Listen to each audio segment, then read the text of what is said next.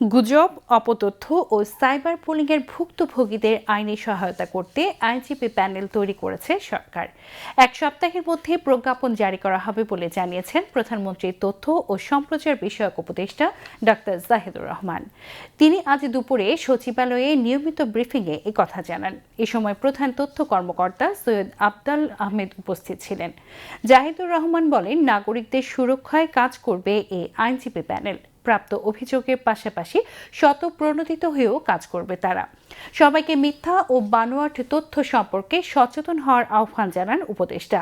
সাংবাদিকদের প্রশ্নের জবাবে তথ্য উপদেষ্টা জানান, ঝিনাইদহের বীরশ্রেষ্ঠ হামিদুর রহমানের ভাস্কর্য ভাঙার সঙ্গে জঙ্গিবাদের সম্পর্ক নেই।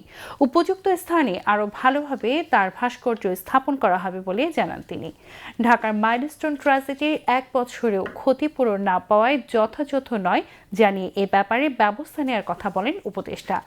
বিদ্যমান ব্যবস্থায় কাজ করা সরকারের জন্য বড় চ্যালেঞ্জ উল্লেখ করে তিনি সবাইকে ধৈর্য ধরার আহ্বান জানান।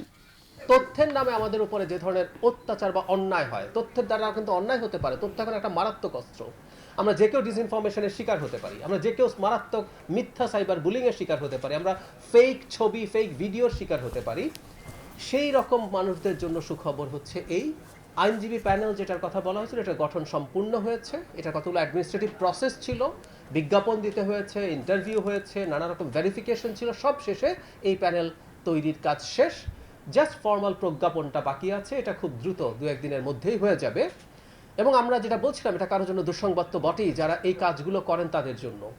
এই রাষ্ট্র, এই সরকার সিরিয়াস কগনিজেন্সে নিতে যাচ্ছে। আপনারা সতর্ক হয়ে যান। ডিসইনফরমেশন বিশেষ করে, সাইবার বুলিং বিশেষ করে, এগুলো এই রাষ্ট্র সহ্য করবে না, সরকার সহ্য করবে না।